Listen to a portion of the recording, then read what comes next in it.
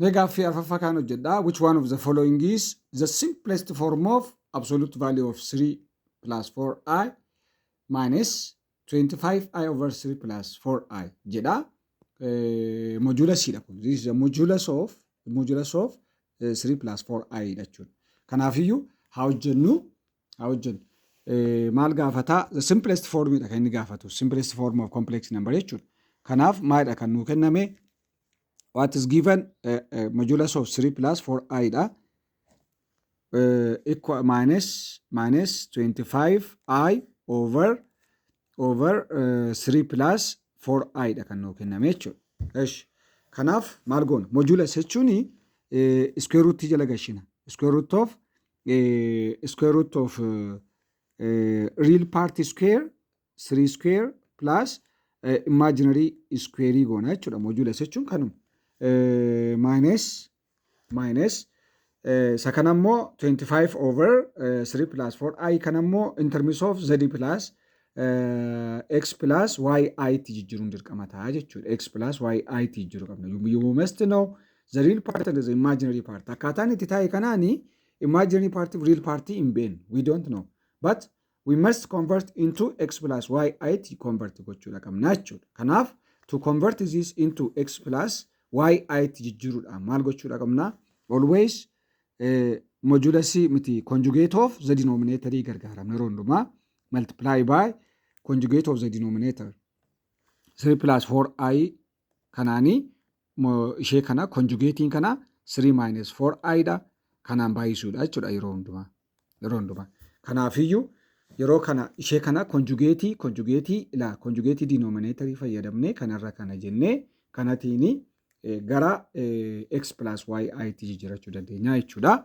Is equals to 9 plus 4 square is 16 square root of 25 in ufiddi isheen kuni square root of 25 minus as yoo dhumne walitti baay'isuudha jechuudha. Minus 25i times 3 ni 75i taati.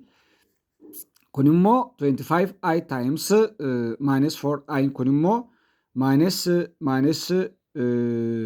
addina kana nama dhiisna bracketidhaan qabannee jirra ishee kana 25i times 3i 75i 25i times minus 4i kan jedhu kuni dhibba mitire 100 i times i immoo i square dha. I square over yeroo hundumaa x yoo a plus bi times a minus bi ni yeroo hundumaa equals to a square plus b square a square plus b square in terms of complex number dhaan jechuudha. In terms of complex number dhaani a times a square a times minus ab times a wal balleessu ishee kana keessumaa positive b times negative b square i times i minus 1 plus b square ta'a jechuudha. Kanaafiyyuu salphaamatti real part square 3 square plus imaginary part square jennee kaawwachuu dandeenya jechuudha. Which is equals to square root of 25 in 5 dha. 5 minus isa irra keessaa kana gaafa jennu 75i I square jechuun minus 1 times minus plus kanaafiyyuu 75i plus 100 over 3 square plus 4 square which is equals to 25 dha kunis. Okay, this is equals to 5 minus ishee kana ishee 75i over 100 over 25 jechuu dandeenya. Over 25 plus 100 over 25 yoo jenne this is equals to 5 minus 75 over 25 in 3i dha. This is 4 100 divided by 25 is 4. Kanaafiyyuu negative itti baay'isna minus 3i minus 40 ta'a. 4 minus 5 minus 4 ishee kana irraa risnas dabarsine minus 3i goona.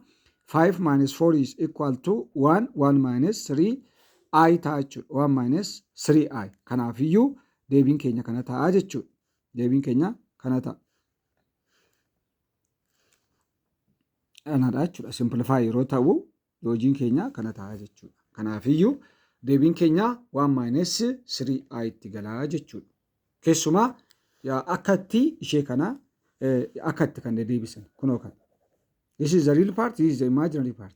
Kanaaf lakkoofsa kun lakkoofsa kana yeroo real part fi imaginary itti deebisnu of eeggannoo nu barbaada. Keessumaa ishee kanaan baay'isuudha jechuudha. Kan denominatoriin keenya 3 plus 4i dha.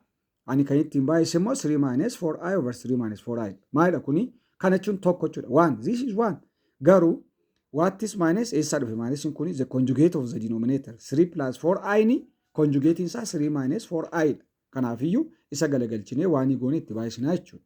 Kana booddee simplification as keessa jiru yeroo i dhaan baay'isnu yeroo hundumaa i square ta'a. I square. I jechuun square root of minus 1 miti. I jechuun square root of minus 1 miti. Kanaaf I immoo gaafa square ta'u square root of minus 1 square ta'a which is equals to minus 1.